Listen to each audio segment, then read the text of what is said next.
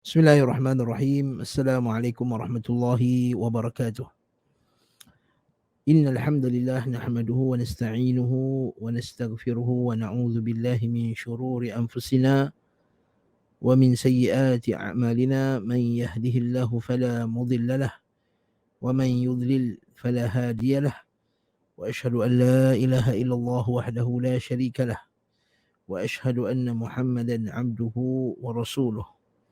يا أيها الذين آمنوا اتقوا الله حق تقاته ولا تموتن إلا وأنتم مسلمون. يا أيها الناس اتقوا ربكم الذي خلقكم من نفس واحدة وخلق منها زوجها وبث منهما رجالا كثيرا ونساء واتقوا الله الذي تساءلون به والأرحام إن الله كان عليكم رقيبا. يا أيها الذين آمنوا اتقوا الله وقولوا قولا سديدا يصلح لكم أعمالكم ويغفر لكم ذنوبكم ومن يطع الله ورسوله فقد فاز فوزا عظيما. أما بعد فإن أصدق الحديث كتاب الله وخير الهدي هدي محمد صلى الله عليه وسلم وشر الأمور محدثاتها وكل محدثة بدعة وكل بدعة ضلالة وكل ضلالة في النار. Para pendengar rahimani wa rahimakumullah jami'an. Alhamdulillah, pada petang ini sekali lagi kita bersama-sama dalam majlis membaca kitab Zadul Ma'ad karangan Al-Imam Ibn Qayyim rahimahullahu ta'ala. Kita masih lagi dalam bab pengajaran-pengajaran daripada peperangan Tabuk dan peristiwa-peristiwa yang berkaitan dengannya. Dan kita masih lagi bincangkan berkenaan dengan faedah-faedah ataupun hikmah-hikmah, faedah-faedah dan juga pengajaran-pengajaran yang kita boleh ambil daripada peperangan ini. Dan kita dah baca sampai ke kandungan ke-18. Hari ini kita akan masuk ke kandungan yang ke-19. Okey. Kandungan yang ke-19. Siapa yang ada kitab jilid yang keempat, muka surat 345.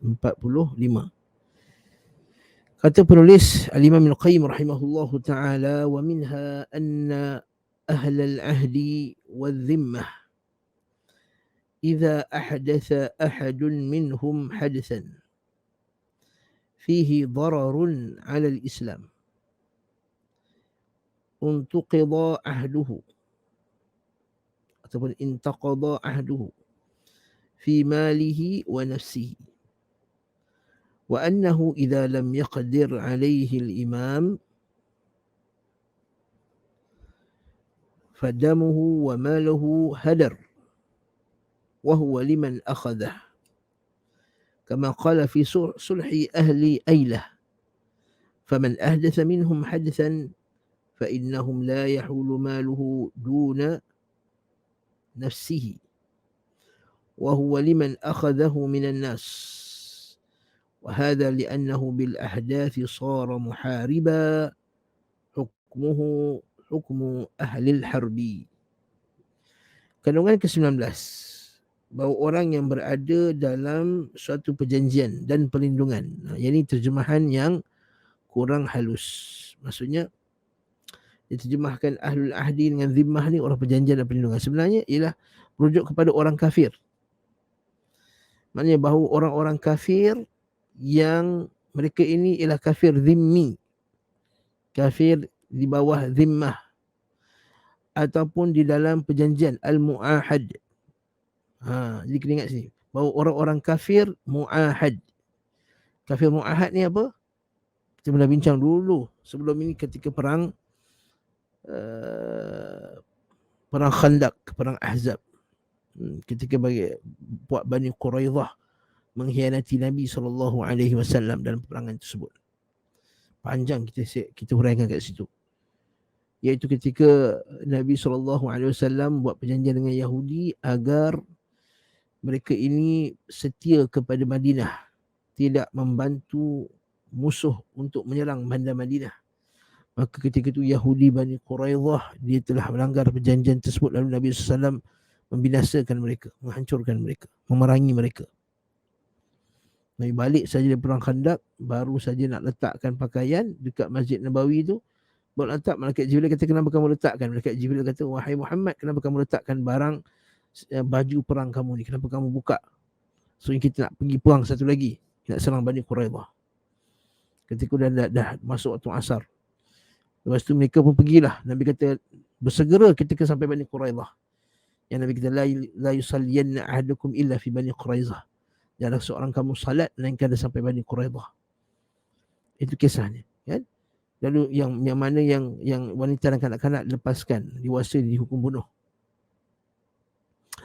Poin dia, apa cerita dia? Iaitu orang yang kafir mu'ahad. Kafir mu'ahad ni apa? Iaitu orang kafir yang ada perjanjian dengan negara Islam. Mu'ahad. Ada perjanjian damai dengan umat Islam, dengan negara Islam. Dan juga orang kafir zimmah, dan dalam perlindungan. Kat sini nampak tak diterjemahkan dengan dan perlindungan kat sini. Ini sebenarnya dia merujuk kepada kafir zimmi. Ya. Dia merujuk kepada kafir zimmi. Iaitu orang kafir di dalam perlindungan. Maksudnya apa? Orang kafir duduk dalam negara Islam. Dia tak masuk Islam, tapi dia duduk dalam negara Islam dan dia dah angkat sumpah setia untuk setia dengan umat Islam, dengan pemerintah Muslim dalam negara tersebut. Okey. Faham tak situ? Jadi terjemahan dia kena betulkan. Yang ni pula kafir mu'ahad. Macam dia je mu'ahad, eja lah macam mana pun, mu'ahad. Mu'ahad. Mu'ahad. Taib. Dia panggil kafir mu'ahad.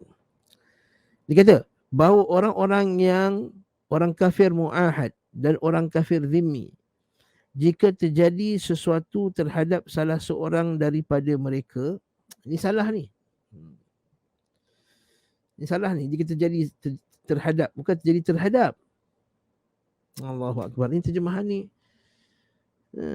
Jika mereka melakukan, jika salah seorang daripada mereka melakukan perkara,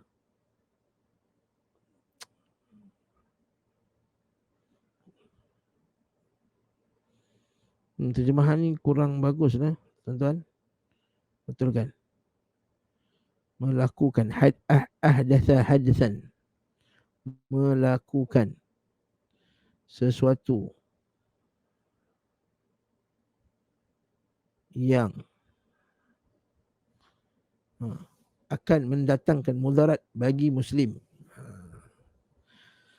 Ini baru betul. Sekali lagi, bahawa orang-orang yang berada dalam perjanjian, iaitu kafir mu'ahad, dan perlindungan, iaitu kafir zimmi. Maksudnya mereka ni orang kafir, orang Islam. Jika salah seorang daripada mereka, maksudnya bukan semestinya mereka semua kena buat. Maksudnya salah seorang daripada orang mereka melakukan sesuatu yang akan mendatangkan mudarat bagi orang Islam, seperti mengkhianati, seperti buat Bani Quraidah yang khianat perjanjian tersebut. Bukannya semua orang, sebahagian daripada mereka sahaja, tetapi sebahagian mereka melakukan perkara yang boleh datangkan mudarat kepada seluruh umat Islam. Ketika mereka khianat, mereka pakat dengan orang musyrikin untuk menyerang umat Islam daripada belakang Madinah, maka ketika itu dia akan mendatangkan mudarat pada orang Islam, pada Nabi Muhammad SAW, pada wanita, kanak-kanak, seterusnya, umat Islam secara umumnya, dan wanita dan kanak-kanak secara khususnya. Maka perjanjian baginya, maknanya perjanjian perlindungan. Perjanjian perlindungan, kena betulkan tu. Perjanjian perlindungan, harta dan jiwanya telah gugur. Baru betul. Maksudnya bila kita buat perjanjian dengan kafir mu'ahad, mesti kita kata kita buat perjanjian, kamu tak serang kami tak serang kamu, dengan syarat kamu tak, apa dia, dengan syarat dengan janji sekian. Dengan kafir zimmi juga, contohnya kita buat perjanjian dengan orang muka Islam dekat Malaysia. Orang muka Islam dekat Malaysia, nombor 1, tak boleh kutuk agama Islam. Yang kedua, tak boleh membawa musuh daripada negara luar masuk ke negara Islam. Tak boleh hasut orang kafir, tak boleh hasut negara-negara luar untuk menyerang negara umat Islam.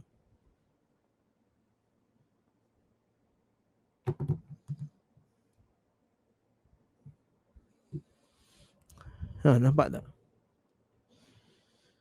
Okey, jangan hasut. Jangan buat benda-benda ni semua. Tapi kalau dia buat juga,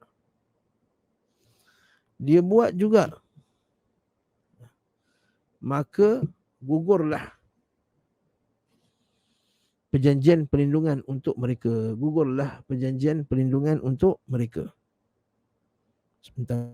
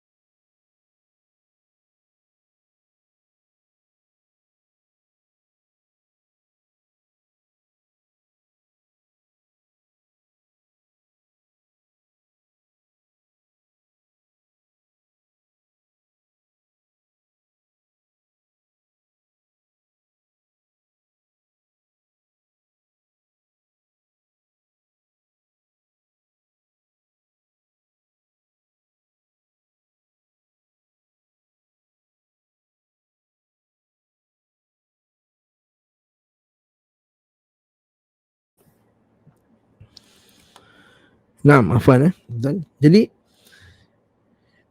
mereka ada perjanjian damai, kemudian mereka langgar perjanjian tersebut. Kita kata contohnya kita buat perjanjian dekat negara orang bukan Islam kat negara Malaysia ni, contohnya tidak mencela agama Islam. Lalu mereka buat satu pergerakan rahsia untuk menghina agama Islam, untuk menjatuhkan umat Islam di Malaysia, atau untuk membahayakan umat Islam di Malaysia, ataupun untuk menjatuhkan kesultanan contohnya. Maka bila ketika dia langgar saja perjanjian tersebut, maka perlindungan pada harta dan jiwanya telah gugur. Ini asalnya. Macam tu. Ini hukum Islam yang asal. Maksudnya kalaulah benda itu melibatkan nyawa mereka pun terancam lah. Dia boleh kita kata dia act of treason lah, orang putih kata. Pengkhianatan kepada negara. Tahu tak, di Amerika Syarikat, pernah sekali tu, Dr. Bilal Phillips cerita dekat kami, macam mana salah seorang syekh daripada dia rakyat Amerika Syarikat. Mungkin saya pernah cerita ni, tapi kita ulang balik, tak ada masalah. Dia rakyat Amerika Syarikat. Seorang syekh ni, dia ni rakyat Amerika Syarikat. Okay. Dia Arab American lah, American Arab Amerika. Jadi ketika tu ada orang tanya pada dia kata kalaulah Amerika menyerang Afghanistan contohnya, atau menyerang mana-mana negara Islam lah. Okey. Dan masa tu kes tu Afghanistan. Boleh tak kami mempertahankan Afghanistan daripada serangan Amerika Syarikat? Maka Syekh ni jawablah, Syekh sebagai seorang orang Islam, dia akan cakap, ya, wajib dipertahankan umat Islam daripada serangan Amerika Syarikat. Syekh ni apa jadi? Syekh ni telah didakwa di mahkamah dan kemudian dipenjarakan berapa ratus tahun lah, saya tak ingat lah, mungkin lebih dari 100. Kerana apa? Kerana treason. Dia kata treason ni maksudnya pengkhianatan kepada negara. Semata-mata dia cakap benda tersebut, kena penjara beratus tahun sebab treason. Ini dikhabarkan kepada kami oleh Dr. Bilal Phillips dulu. Dr. Bilal Phillips. Macam mana? Nampak tak? Berat tak pengkhianatan kepada negara? Berat. Bahkan setengah negara menjatuhkan hukum bunuh pula kalau orang itu dia menjadi pengkhianat. Kalau dia jadi double agent contohnya. Orang Amerika dia jadi agent Rusia. Ataupun orang Rusia jadi agent Amerika. Apa dia punya hukumannya? Mungkin hukuman bunuh. Jadi bila undang-undang Islam buat perkara yang sama, adakah dia zalim tuan-tuan? Tak zalim. Memang itu ialah undang-undang yang standard. Bahkan ini undang-undang Allah Subhanahu Wa Taala dan Rasulnya sallallahu alaihi wasallam. Nampak tak? Dan jika imam mampu mengeksekusi, maksudnya melaksanakan hukuman tersebut, menjatuhkan hukuman tersebut kepada orang yang khianat tadi, maka darah dan hartanya telah halal.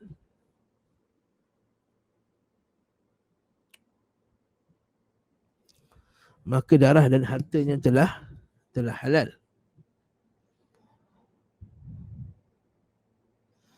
Dan diserahkan bagi sesiapa saja yang dapat mengeksekusinya. Maksudnya kalaulah raja tu kata saya tak boleh nak menghapuskan kelompok ni, lalu raja tu kata sila si fulan dengan pasukannya, kelompoknya, tolong jatuhkan hukuman, jalankan hukuman ke atas mereka, maka sah di sisi umat Islam. Sebagaimana yang beliau SAW bersabda. Jadi ini bukan teroris, tuan-tuan, bukan terorisme. Sebab masa tu Nabi SAW ialah ketua negara. Macam mana lah ketua negara buat terorisme pula kan? Maksudnya dia ketua negara, dah buat perjanjian dengan puak Bani Ailah, iaitu jangan khianat. Maksudnya kalau puak Bani Ailah ni, penduduk Ailah ni, dia khianat dengan Nabi, maka tak ada lagi dah, tak ada maaf bagimu.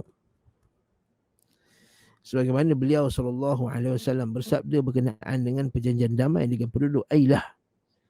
Barang siapa di antara kalian yang melakukan perbuatan yang menyebabkan batalnya perjanjian, itu contohnya khianat, maka dia tidak akan dapat melindungi hartanya. Maksudnya hartanya tak terlindung lagi. Dan diserahkan kepada sesiapa saja di antara kaum muslimin yang dapat mengeksekusi dia, yang dapat menghukumnya. Ini malang sekali. Allahu Akbar. Kita sedih dekat negara kita ini, sebagian umat Islam yang bukan Islam sesuka hati saja mencela Islam, merendah-rendahkan hukum Islam, mempertikaikan hukum Islam. Dipertikaikan pula. Kita kata orang musyrikin dalam neraka, khalidina fiha, dilaknat oleh Allah Azza wa Jalla. Tiba-tiba dia kata, nak menentang, kenapa ni agama dia telah mencela agama kita. Lah, kalau kita tanya mana-mana agama pun, kalau tanya orang Kristian, wahai orang Kristian, kalau orang tak percaya dengan Jesus dan juga Trinity, boleh masuk syurga tak? Tak boleh masuk syurga. Damn to hell, dia kata. Orang yang tak percaya, those who don't believe in Trinity, in Jesus, the God, apa semua, will be damned to the hell. Cakap macam tu diorang cakap. Tak ada pula kita kata, kenapa mereka menghina agama kita? Tidak. Sekarang dah ada pergerakan. Contohnya ada satu gerakan daripada bukan Islam yang berasal daripada negara India. Mereka ini ekstremis agama tersebut. Ekstremis agama Hindu. Mereka ni cuba mempertikaikan apa yang disebut oleh umat Islam. Dia nak cuba pertikaikan. Dia nak menganggap bahawa apa yang Islam sebut pasal agama dia tu ialah satu bentuk celaan. Tidak. Allah Ta'ala kata dalam Quran, wa man yarghabu an millati Ibrahim illa man safiha nafsah. Jadi siapa yang barang siapa yang yarghabu an millati Ibrahim, yang berpaling daripada ajaran Nabi Ibrahim, ajaran tauhid, illa man safiha nafsah, melainkan dia telah memperbodohkan dirinya. Maka kita boleh kata dengan jelas, siapa saja yang tak menyembah Allah Ta'ala, menyembah berhala dan seumpamanya, telah memperbodohkan dirinya. Yang kita jelaskan dengan begitu jelas, tanpa ada rasa syak dan masa malu sekalipun. Tidak perlu apologetik. Dan kalau dia tak setuju, maka silalah, janganlah duduk di dalam negara yang menjadi Islam itu sebagai agama rasmi. Nah, ya, Islam tak berani, tak benarkan kita mencela agama mereka. Mencela dengan kata bodoh, bukan bodoh, maksudnya mengejek-ejek sembahan-sembahan mereka.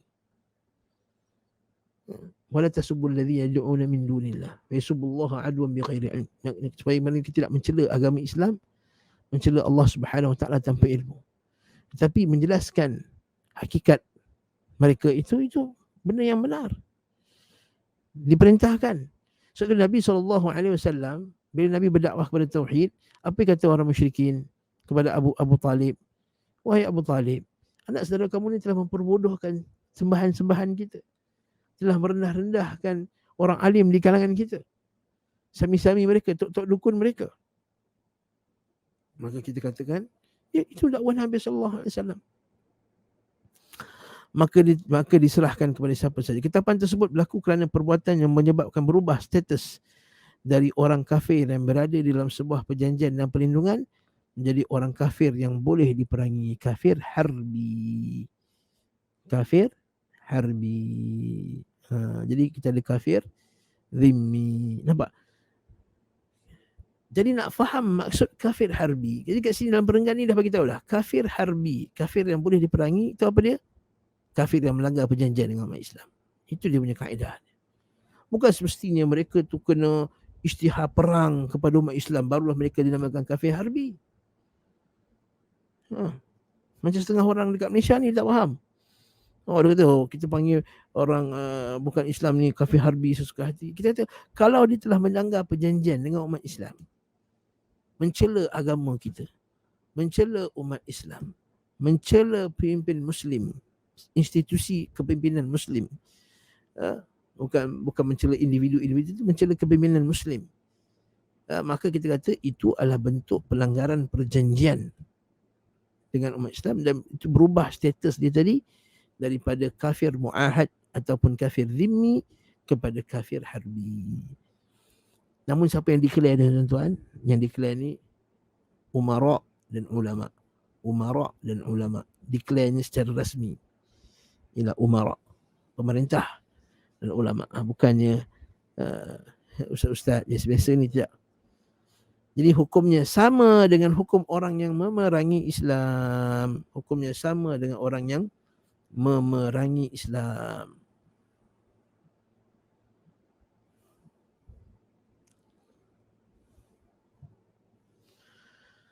Baik, barakallahu fiik. Pasal seterusnya.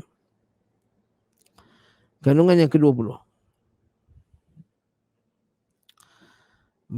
Bolehnya menguburkan mayat di malam hari. Bolehnya menguburkan mayat di malam hari.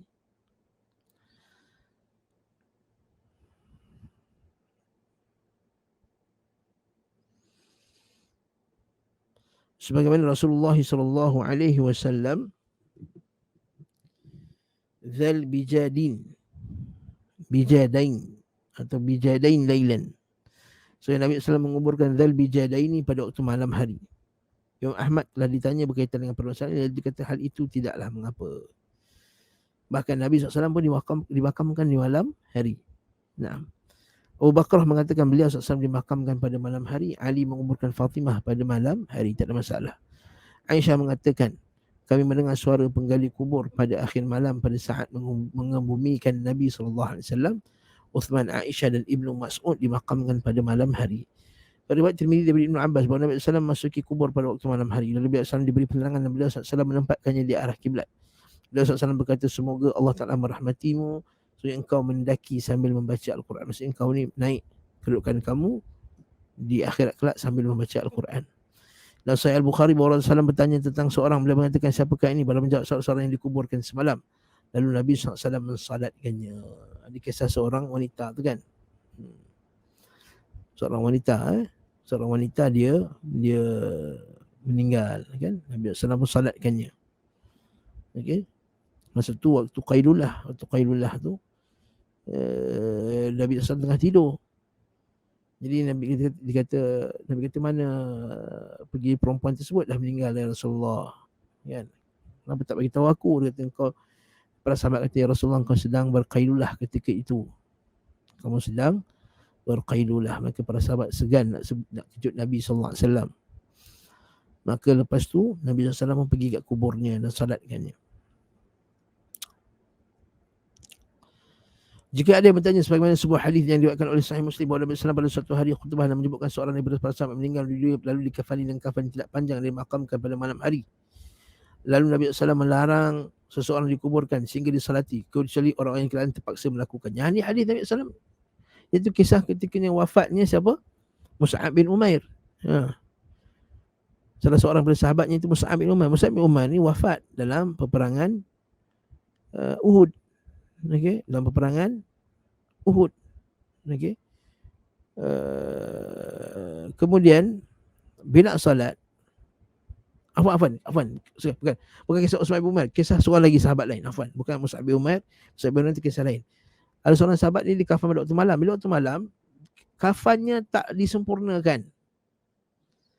Sebab waktu malam orang tak nampak. Kita kena ingat zaman tu bukannya zaman sekarang. Terang. Kita sekarang ni malam kita begitu terang benderang. Lepas tu kata Syekh Hamid Akram Al-Bukhari, dia kata kalaulah Imam Al-Bukhari yang salin kitab Sahih Bukhari ni, macam mana disalin tuan-tuan? Tuan tahu tak disalin kitab Bukhari macam mana? Di bawah cahaya bulan. Dia kata kalau Imam Al-Bukhari hiduplah zaman sekarang ni, mungkin Imam Bukhari tak tidur malam langsung lah disalin hadis sampai subuh sebab terangnya lampu pada zaman sekarang. Zaman tu Imam Bukhari pakai cahaya bulan je untuk menyalin Sahih Bukhari. Nah, tapi poin dia ialah jadi kainnya tak sempurna. Lalu Nabi SAW melarang dikuburkan sehingga disalatkan kecuali dalam keadaan terpaksa. Imam Ahmad mengatakan pendapat inilah yang aku ikuti. Maksudnya kalau terpaksa, contohnya kalau jenazah tu jenazah yang accident dan ialah jenazah dia agak teruk mayat dia, mungkin pecah kepala ke atau seumpama dengan. Jadi kalau simpan lama-lama menyebabkan jenazah tu jadi tak elok, jadi rupa. Sebab Nabi kata apa dia? Nabi kata kaffinu wa'amiqu wahfiru wa ahsinu. Nabi kata dalam hadis riwayat An-Nasa'i, kamu kafankanlah elok-elok, ahsinu, buatlah cantik elok-elok. Maksudnya bila uruskan mayat tu, uruskan mayat dengan cara yang terbaik, jangan cincai-cincai. Wa ahsinu wa'amiqu. Okey. Wa'amiqu maksudnya dalamkan kamu punya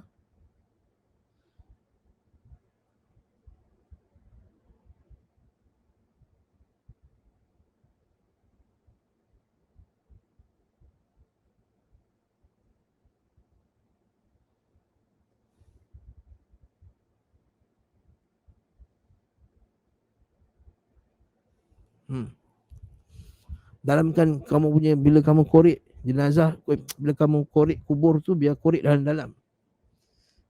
Kan? Itu maksud Nabi SAW. Maksud sebab dia sebagian sahabat dia mengadu, ya Rasulullah,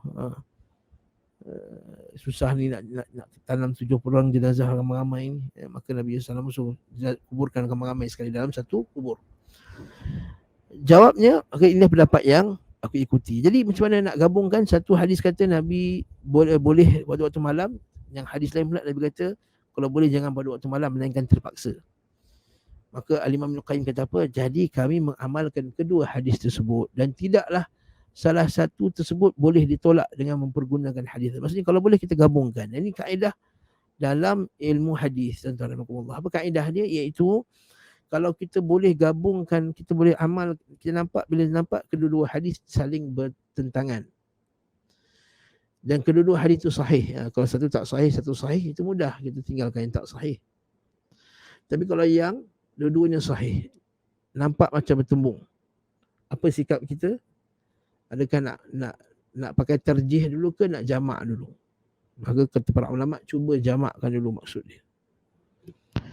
Cuba cari jamak. Macam mana kita nak gabungkan kefahaman kedua-duanya sekali. Kita gabungkan kefahaman. Tak boleh jamak baru kita buat terjih. Itu kita pilih salah satu riwayat yang mana lagi kuat. Sebab dia adalah cara-cara menterjihkannya. Mungkin yang ni riwayat dia lagi kuat daripada riwayat yang ini. Walaupun dua-dua sahih, ni riwayat lagi kuat.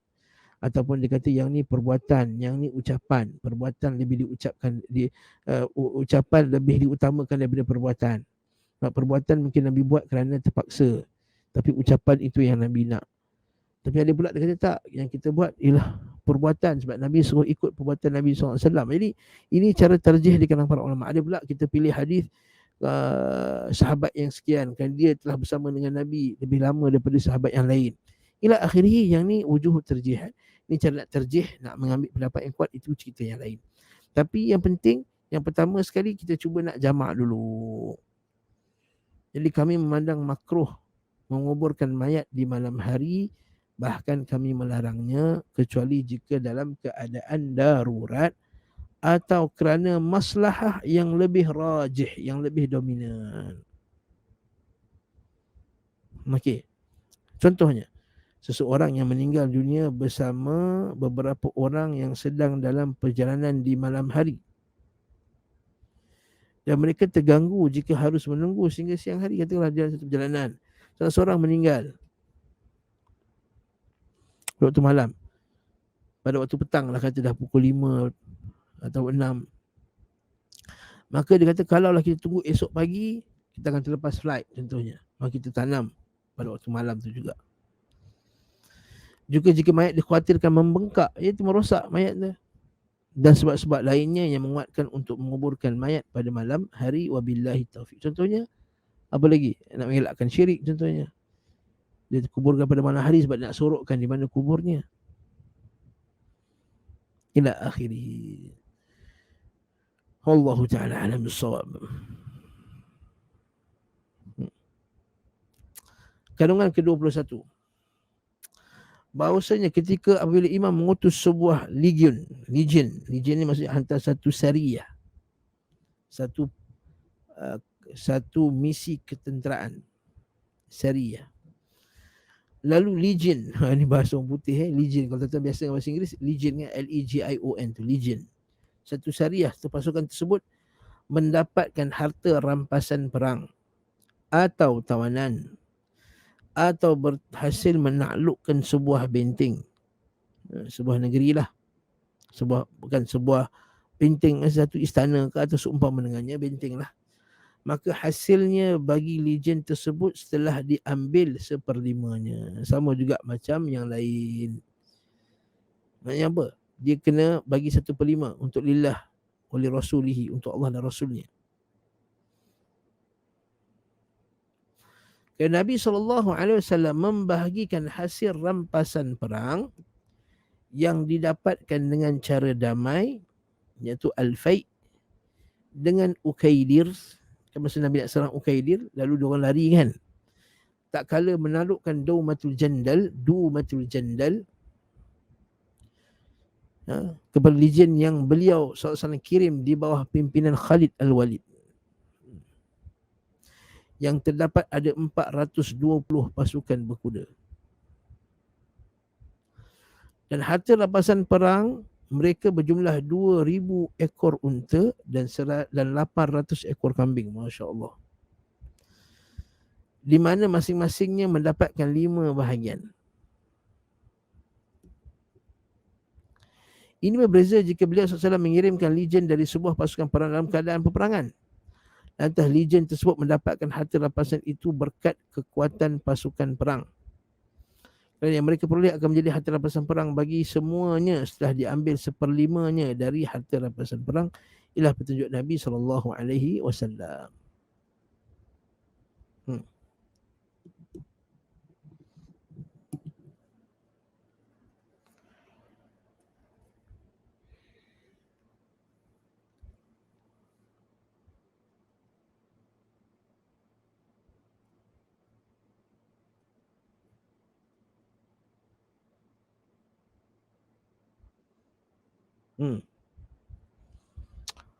Faham tak? Maksudnya syariah ni pasukan-pasukan kecil. Contohnya, Ustaz, apa yang bezanya Ustaz? Macam ni. Katakanlah dalam satu peperangan tu dia ada banyak tim, betul tak? Dia ada banyak pasukan kecil. Kalau peperangan yang besar, katakanlah ada 5 ketumbukan, ada 5 legion, kata tadi sebut legion, ketumbukan tadi. Dalam peperangan yang biasa, kalau satu ketumbukan ni berjaya mengalahkan, berjaya tawan lah, yang lain tu dia perang bahagian lain, satu ni berjaya masuk dalam satu tembok berorang, adakah dia sahaja, legion ni saja yang boleh ambil daripada harta rampasan perang tersebut? Tak boleh. Dia kena bagi sama rata dengan yang lain. Dengan yang lain. Katakan 5. Dengan yang lain. Kata 5 tadi. Dia kena bagi sama rata dengan yang lain. Tapi kalaulah satu pasukan, Nabi kata 5, Nabi dah satu perjalanan. Dalam perjalanan tu nak pergi perang, maksud nak pergi perang dekat mana? Kata nak pergi perang dekat Tabuk. Ada 5 legion juga. Kemudian Nabi hantar satu legion saja untuk serang satu kampung. Maksudnya belum lagi sampai ke tempat perang yang besar tu. Satu misi kenderaan kecil Nabi hantar. Maka satu tu dia berjaya kalahkan pasukan tersebut dan dapat harta rampasan perang. Maka pasukan itu saja yang dapat harta rampasan perang tersebut. Bukan semua dapat. Beza dengan peperangan yang besar. Beza dengan satu peperangan harta rampasan perang. Faham tak? Jadi bezakan syariah, misi kenderaan kecil, dengan al-ghazwu, perang yang melibatkan semua sekali. Baik. Semoga tuan-tuan semua yang dengar ni faham lah. Moga-moga faham lah apa yang saya sebutkan. Wallahu a'lam bishawab. Seterusnya pula, kandungan ke-22, sabda beliau sallallahu alaihi wasallam, sesungguhnya di Madinah terdapat beberapa kaum. Kan? Sesungguhnya di mana, inna bil madinati aqwaman ma sirtum masiran wala qata'tum wadiyan illa kanu ma'akum. Kandungan ke-22, sabda beliau sallallahu alaihi wasallam, sesungguhnya di Madinah terdapat beberapa kaum, mereka sama sekali tidak melakukan apa dia? Perjalanan, dan tidak pula melintas sebuah lembah, namun mereka bersama dengan kalian. Apa cerita dia ni? Kan cerita perang Tabuk kan, bukannya semua sahabat dapat keluar. Kan ada sebagian mereka tu tara a'yunuhum tafidu minad dam. Sebagian mereka tu menangis, tak dapat ikut pergi perang. Kan? Sebab apa? Sebab mereka tak ada kenderaan. Sebab perang Tabuk ni jauh. Dia bukan boleh main jalan kaki biasa je. Sebab dia terlampau jauh. Okey, dekat Tabuk sana tu lebih daripada 500 km. Daripada Madinah. Dan panas pula masa tu. Jadi disebabkan keadaan sebegitu, barakallahu fikum, mereka tak dapat ikut pergi perang. Mereka terhalang kerana apa? Kerana uzur. Dia lagi bawah kita sebut. Jadi Nabi kata mereka bersama dengan kamu. Apa maksud mereka bersama dengan kamu? Sedangkan mereka dekat Madinah. Jadi kebersamaan di sini adalah hati dan keinginan mereka. Maksud mereka nak pergi perang macam kamu juga. Tidak sebahagian dugaan oleh sebahagian orang-orang yang bodoh bahawa mereka bersama dengan sahabat yang berperang dengan badan mereka. Ini golongan-golongan apa? Tarikat. Tarikat Sufi yang menyimpang. Bukan Sufi zaman salah punya Sufi. Sufi yang telah menyimpang. Bahawa kita ni, waktu kita kadang, waktu dia orang cerita macam mana, Tok Guru kita ni sambil dia mengaji ni, pada masa yang sama dia boleh pergi umrah tu dekat Mekah. Tuan pernah dengar tak kisah macam tu? Tok Guru kita ni tiap-tiap hari dia pergi umrah. Subhanallah. Macam dia pergi umrah, dia wali Allah, dia terbang sana terbang sini.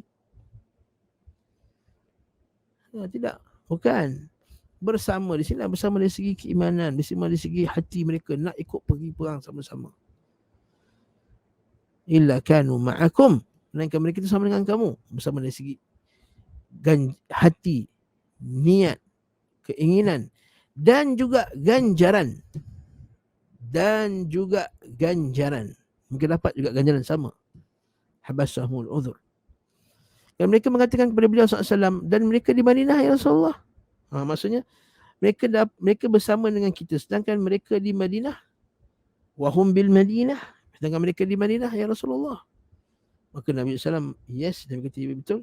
Wahum bil Madinah, ya mereka betul, mereka di Madinah. Habasahumul uzur, keuzuran menghalang mereka. Mereka mencintai beliau SAW dengan ruh mereka, semangat mereka, dan di Darul Hijrah dengan badan mereka. Inilah tergolong jihad dengan hati, yang merupakan salah satu tingkatan jihad. Jihad dengan hati, jihad dengan lisan, jihad dengan harta, jihad dengan badan. Jihad dengan hati ni masa bila? Bila tak mampu nak jihad dengan lisan. Jihad dengan lisan ni bila? Bila tak mampu nak jihad dengan harta dan badan. Bukan ni macam sebagai orang, tak apa, kita jihad hati je, sedangkan dia mampu untuk berjihad dengan badannya. Jangan macam tu pula. Dia jihad dengan hati bila tak mampu. Macam para sahabat tadi, dah usaha nak habis keluar dah. Dan nak keluarkan semua harta yang ada untuk pergi perang. Tak cukup juga. Minta ke Nabi, ya Rasulullah, ada tak unta lebih? Nabi kata, tak ada. Tak cukup. Aku pun tak ada benda aku nak bagi. Sallallahu alaihi wasallam. Menangis mereka tak ikut pergi perang. Habasahumul uzur.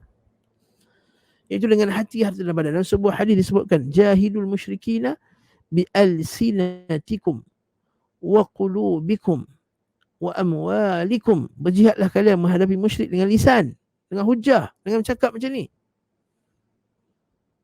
Jadi jangan pandang enteng mengajar. Jangan kata, oh ustaz ni tak berjihad fisabilillah, tak pergi perang, kita terhalang untuk pergi berjihad fisabilillah.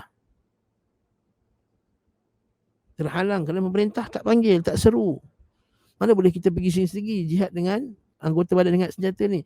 Jihad dengan senjata ialah hukum yang madin ila yaumil qiyamah, qaimun ila yaumil qiyamah ma'al imam. Ma'al imam, al-jihadu qaimun ila yaumil qiyamah. Jihad itu tertegak bersama dengan imam. Barruhum wa fajiruhum. Ya, ada yang baik di kalangan mereka atau buruk di kalangan mereka, tapi mesti bersama dengan pemimpin.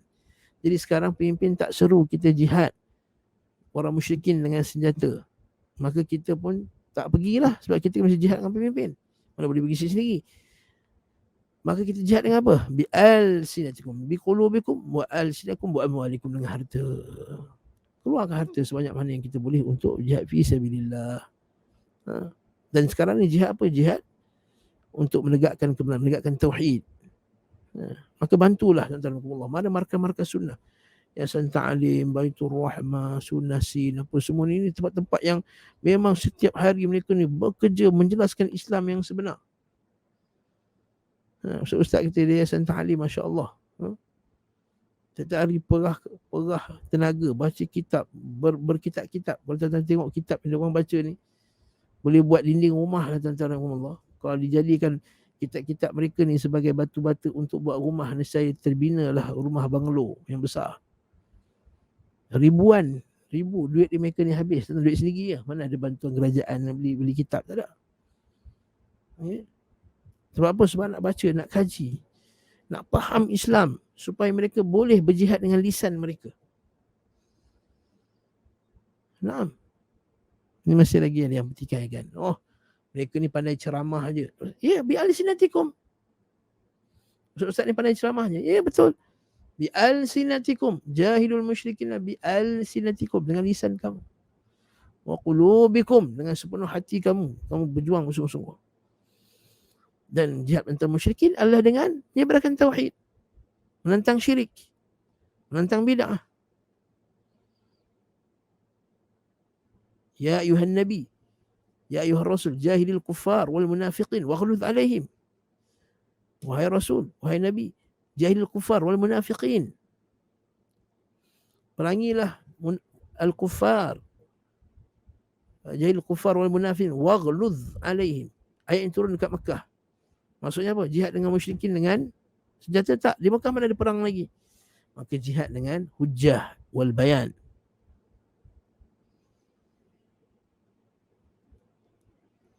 Hujjah dan penjelasan. Kandungan ke-23, pembakaran tempat-tempat maksiat yang dipergunakan untuk maksiat kepada Allah dan Rasulnya serta menghancurkannya.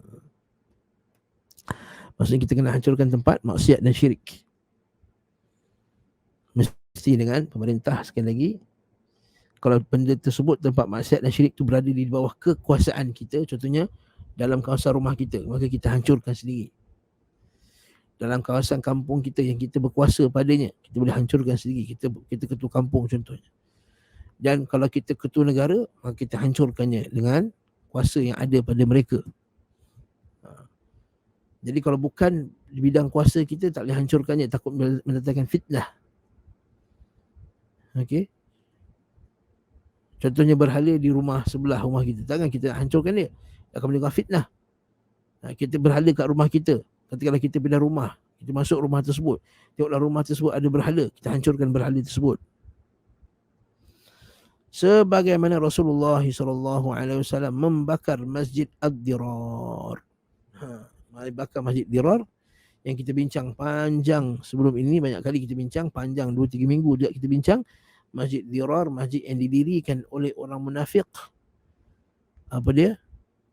Untuk kufur kepada Allah, wa tafriqan bainal muslimin, dan memecah belahkan kaum muslimin, wa irsadan liman haraballaha wa rasulah, dan juga untuk membantu merancang perbuatan jahat untuk memerangi Allah dan Rasulnya. Maka Nabi SAW hancurkan masjid tersebut. Jadi bukan isunya masjid, tapi masjid itu didirikan di atas apa? Adakah di atas taqwa? Wa masjidun ussisa 'ala taqwa min awwal yawmin ahabbu an taquma fih, ahaqqu an taquma fih. Maka itulah masjid lebih layak yang kamu dirikan salat dalamnya. Masjid yang didirikan di atas dasar taqwa. Maksudnya, kalau masjid tu dalam tu ada kesyirikan, dibina untuk menyebarkan kesyirikan, dibina untuk merosakkan umat Islam, maka masjid tersebut dihancurkan oleh pemerintah. Padahal masjid tersebut masjid yang dipergunakan untuk salat menyebut nama Allah. Namun ketika pembangunannya bertujuan untuk mendatangkan mudarat dan memecah belahkan kaum muslimin, kaum mukminin, sebagai tempat bercokolnya, berpakatnya kaum munafik, dan tempat yang keberadaannya seperti ini, dan semua tempat yang kewujudan, bukan masjid saja, apa saja tempat, maka diharuskan bagi umat Islam, imam sendiri ialah pemerintah, bukan imam masjid, bukan imam salat, untuk menghancurkannya, musnahkannya. Baik itu dengan menghancurkannya, atau membakarnya, atau dengan merubah bangunan dari bentuk semula, bentuk yang asal.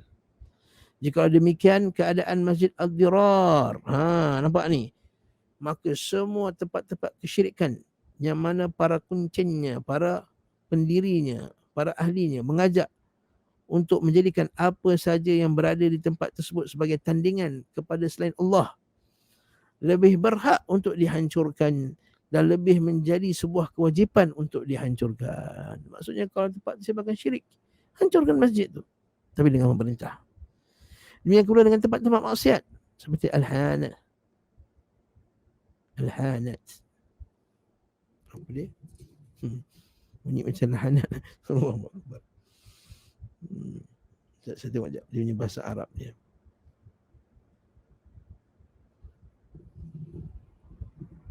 Kalhanat, betul Hanat. Kalhanat. Orang Melayu kita kan sebut Hanat kan. Orang Melaka adalah Hanat kan. Betul lah tu. Tempat menjual khamar. Rumah-rumah atau tempat peminum khamar serta para penghulu kemungkaran dihancurkan dengan pemerintah sekali lagi. Kalaulah orang ketua kampung katakanlah dia nasihat, tempat jangan menjadikan tempat ni tempat minum arak.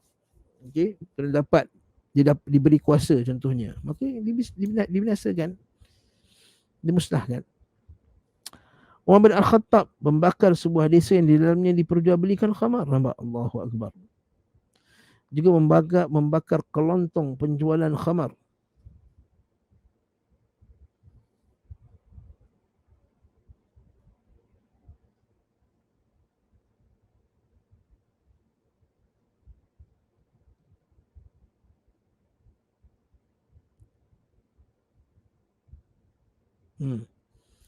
Juga membakar bekas-bekas tong-tong, juga tempat-tempat penjualan khamar milik Ruwaisyid Al-Thaqafi dan menamakannya sebagai Fuwaisiq, tempat fasik. Okay. Beliau juga membakar Istana Sa'ad ketika dia mengurung diri daripada rakyat. Kita kena cek balik ini, takut terjemahan salah. Betul? Nah, Rasulullah telah meniatkan untuk membakar rumah-rumah orang meninggalkan salat berjamaah dan salat Jumaat. Hadisnya ada dalam tanda kaki bawah tu. Sungguhnya yang menghalangi beliau dari melakukannya adalah adanya kaum wanita dan kanak-kanak yang tidak diwajibkan salat jamaah. Sebab Rasulullah telah mengkhabarkan hal itu. Nah.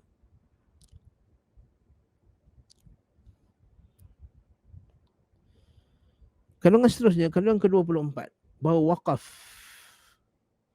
tidaklah dibenarkan jika didasari dengan tujuan selain perbuatan baik atau ibadah. Sebenarnya masjid tersebut tidak sah wakafnya. Masjid apa? Masjid dirar. Berdasarkan ini, sebuah masjid haruslah dihancurkan jika dibangun di atas kuburan. Betul? Sebagaimana mayat harus dipindahkan jika dikuburkan dalam masjid. Maksudnya di dua. Tengok yang asal dia apa. Kalau asalnya masjid, maka kalau orang letak mayat dalam tu tanam, maka mayat tu dipindahkan. Kalau asalnya tempat tu kubur, kemudian dibuat masjid atasnya, maka masjid tu yang dirobohkan. Itu asalnya. Kecuali kalau memang dulu dikubur, kemudian dah hilang asar-asar kubur. Dah hilang lah, tak ada dah kesan-kesan kubur, kalau buat masjid atasnya, itu tak ada masalah. Itu macam Masjid Nabawi sendiri. Dahulunya adalah kubur jahiliah, ada sebahagian kubur jahiliah dekat situ, kemudian dipindahkan, pada tak ada lah ciri-ciri kubur dekat situ. So, mayat harus dipindahkan jika dikubur dalam masjid. Imam Ahmad dan selainnya telah menegaskan hal itu. Di dalam agama Islam tidaklah berkumpul masjid dan kubur. Sebagaimana tempat-tempat musyrikin. Bahkan mana yang datang belakangan daripada yang lainnya, maka harus dicegah. Maksudnya datang kemudian, itu yang harus dicegah. Dan hukum berlaku bagi yang ada terlebih dahulu. Maksudnya kita kekalkan mana yang ada dulu, mana yang lebih awal ada. Jika didirikan serentak, maka tidak diperbolehkan dua sekali. Wakaf seperti ini tidak dibenarkan dan tidak diperbolehkan. Walaupun memang niat dia nak sedekah, nak wakaf. Tidak sah salat di masjid ini. Tak sah salat di masjid yang dalamnya ada kuburan. Dikarenakan Nabi SAW melarang akan hal tersebut. Rasulullah telah melaknat siapa saja yang menjadikan kubur sebagai masjid atau menyalakan lampu di kuburan. Inilah agama Allah, agama Islam yang Allah telah mengutuskan Rasul dan Nabi-Nya, yang keterasingannya di tengah-tengah kaum muslimin adalah sebagaimana yang anda saksikan. Maksudnya zaman sekarang ada tak orang dirikan lampu-lampu di kuburan? Lebih daripada itu, tuan-tuan Allah. Tuan-tuan boleh Google lah makam Habib Nuh. Kita boleh Google makam Habib Nuh. Google. Tengok makam Habib Nuh macam mana. Kita boleh tengok kubur Nizamuddin di India. Kita boleh tengok kuburan di Sri Lanka. Disembah dan diagung-agungkan. Mana kubur di sebagian tempat di Mesir. Dijadikan binaan-binaan. Ada kubur di Iran. Di Qum. Dan seumpama dengannya. Yang dijadikan tempat ibadat kaum Syiah musyrikin. Maka itu lebih teruk daripada itu. Maka tidak dijadikan sebagai tempat ibadat. Itu kubur-kuburnya didirikan dengan begitu dahsyat sekali. Na'udzubillahi min dzalik. Yang terakhir, kandungan ke-25, diperbolehkannya menggubah syair.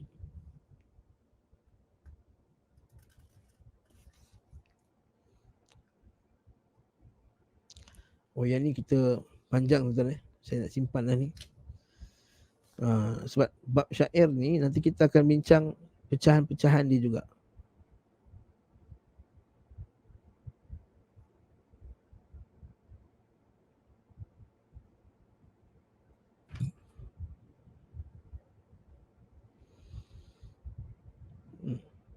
Tak bolehlah kita ambil satu lagi lah. Boleh, insyaAllah.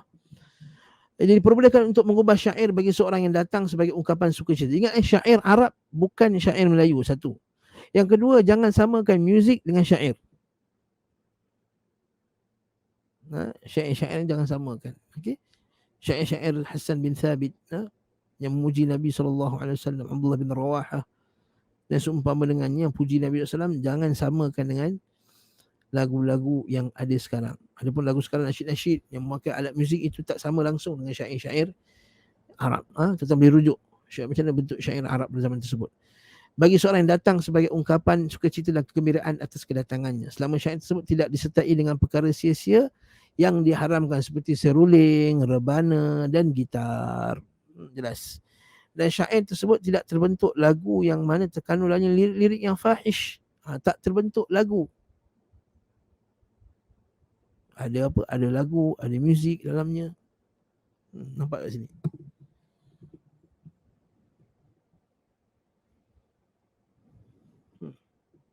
Walam yakun ghinaan, bukannya lagu, nyanyian. Yatadammanu ruqyatul fawahish, terdiri daripada ruqyahnya lirik-lirik yang fahish, ruqyah orang fahish. Seperti keji, zina, liwat, syahwat. Aku mahu pelukmu, aku mahu engkau berada di sebelahku. I want to touch you, touch me. I want to kiss you, your lip. I want to, kan kadang-kadang bila lagu-lagu kafir kan, you cannot touch. Dan dia joget-joget. Okay. Naam. Lagu-lagu yang penuh dengan zina. Allah musta'an. Allah musta'an. Dan segala yang Allah haramkan. Syair seperti ini tidak seorang pun yang mengharamkannya. Apa yang ni? Syair yang tadi tu, yang puji-puji, yang atas tadi lah, yang puji orang-orang saleh, yang puji ungkapan-ungkapan yang baik, maka tak ada siapa yang mengharamkannya. Itu maksudnya.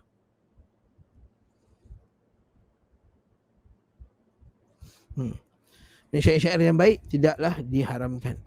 Para pencinta lagu fasik berargumen dengan kisah ini sebagaimana orang-orang yang menghalalkan khamar, yang memabukkan dengan mengkiaskannya kepada memakan anggur dan meminum sari buah yang sama sekali tidak memabukkan.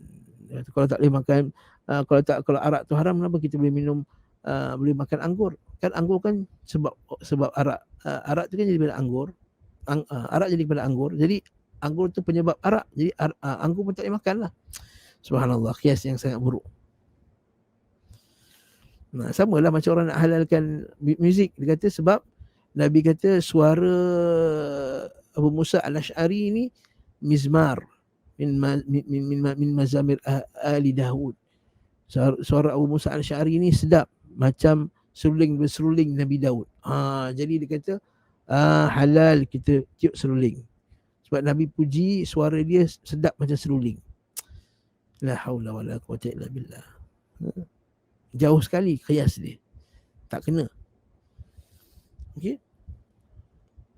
Orang yang buat macam ni kiasnya seperti mana orang musyrikin yang kata sesungguhnya al-bai'u mithlur riba. Dia kata apa dia? Jual beli itu adalah semesti innamal bai'u mithlur riba fa ahallallahu al-bai'a wa harrama ar-riba.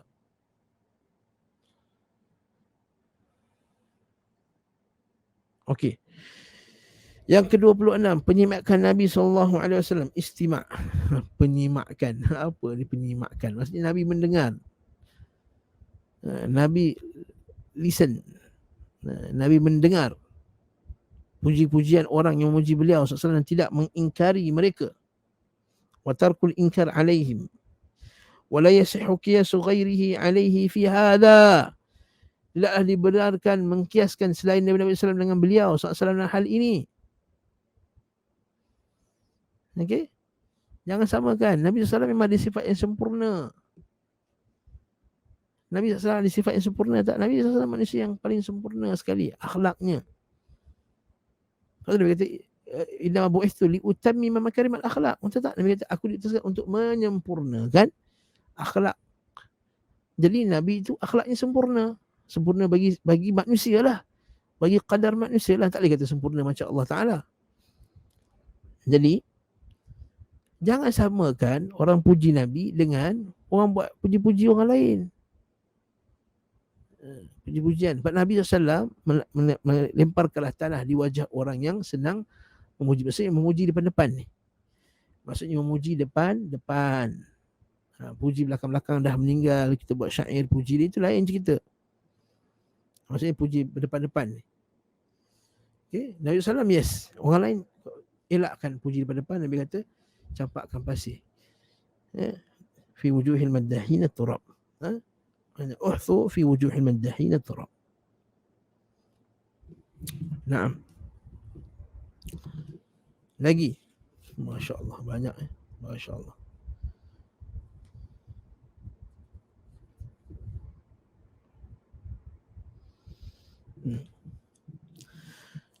Beberapa hikmah dan faedah yang tercakup dalam kisah 3 orang sahabat yang melanggar perintah yang mengikuti perang. Yang ni sekejap lagi Al-Imam Ibn Qayyim akan detailkan lagi dalam lah. Yang kita telah kisahkan seperti Ka'ab bin Malik kisahnya. Kandungan ke-28, bolehnya seorang menghabarkan akan kelalaian dan kekurangannya dalam ketaatan kepada Allah. Serta sebab itu terjadi dan semua akibat. Maksudnya kata, boleh kita kata pada orang ustaz, kata aku ni, saya ni dulu memanglah saya ni lalai. Saya tak mengaji ustaz, kata. Lepas tu saya banyak buat benda-benda yang tak betul. Lepas tu ustaz, sekarang ni saya nak belajar, saya nak betulkan diri saya. Boleh tak cerita macam tu? Boleh. Pada itu terkandung peringatan dan juga nasihat. Penjelasan segala jalan kebaikan dan keburukan serta akibat yang timbul dari perbuatan tersebut yang merupakan termasuk salah satu perkara yang paling urgent. Maksudnya perkara yang paling kita kena jelaskan. Contohnya ada orang tu dia buat maksiat. Lalu dengan maksiat ni tu dia terjatuh dalam penyakit AIDS contohnya. Lalu dia cerita, dia kata saya ni antara sebab saya penyakit sebab saya dulu tinggalkan perintah Allah Azza wa Jalla. Boleh tak cerita macam tu? Boleh. Itu tak termasuk dalam bab mengaibkan diri sendiri. Maksudnya apa? Untuk mengkhabarkan kerana sebabkan dia langgar perintah Allah, ini akibatnya.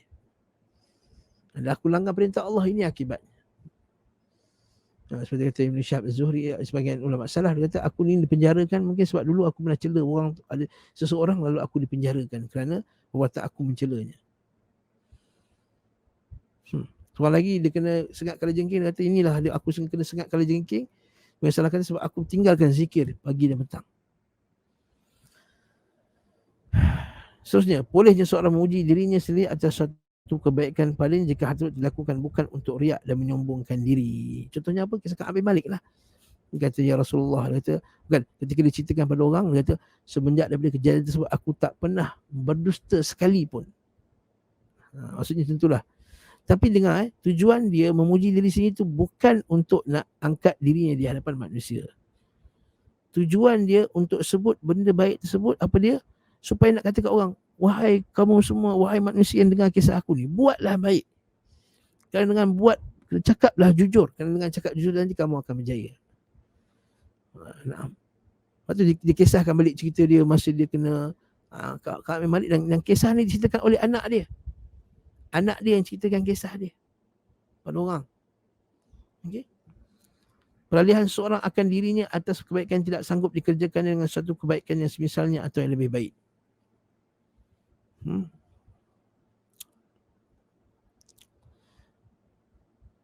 Maksudnya kita mengalihkan seorang, maksudnya kita bagi nasihat kat dia, dia nak buat satu pekerjaan benda yang baik, tapi benda yang baik nak buat tu dia tak sanggup sebenarnya, tapi dia semangat masa tu. Macam kisah Ka'ab bin Malik lah, kata aku nak sedekahkan semua ladang aku. Maka Nabi kata jangan, tinggalkan separuh.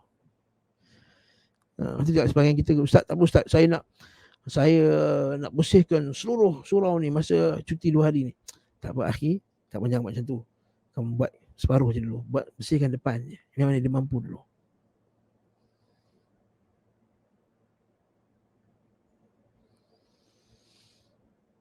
Okey. Kandungan ke-31, Bai'atul Aqabah merupakan salah satu dari peristiwa yang paling utama bagi para sahabat. Sehingga Ka'ab beranggapan bahawa bai'ah tersebut tidak lebih rendah kedudukan dibandingkan perang Badar. Dia kata, ya aku termasuk orang yang angkat perjalanan Aqabah.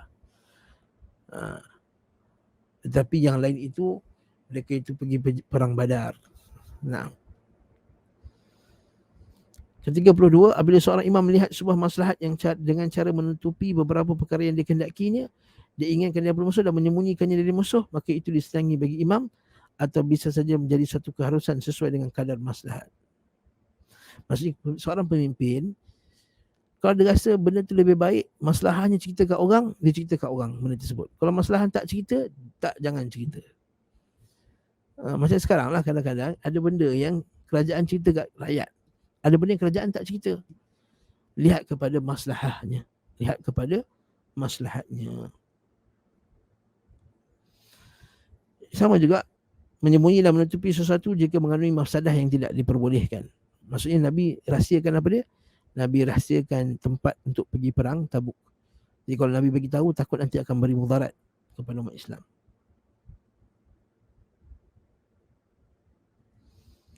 Wallahu ta'ala alam bisawab. Saya nak stop kat sini tuan-tuan. InsyaAllah kandungan seterusnya, insyaAllah kita akan sambung lagi di darsul qadim bi'idhnillahi ta'ala, pada pengajian akan datang dengan izin Allah subhanahu wa ta'ala.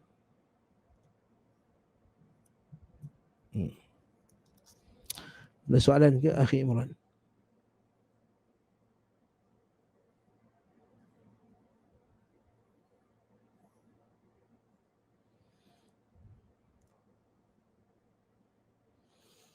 Jika tidak ada, cukuplah sekadar ini. Subhanakallahumma wa bihamdika asyhadu an la ilaha illa anta astaghfiruka wa atubu ilaik. Wa sallallahu ala Muhammad wa ala alihi wa sahbihi wa sallam walhamdulillahi rabbil alamin. Assalamualaikum warahmatullahi wabarakatuh.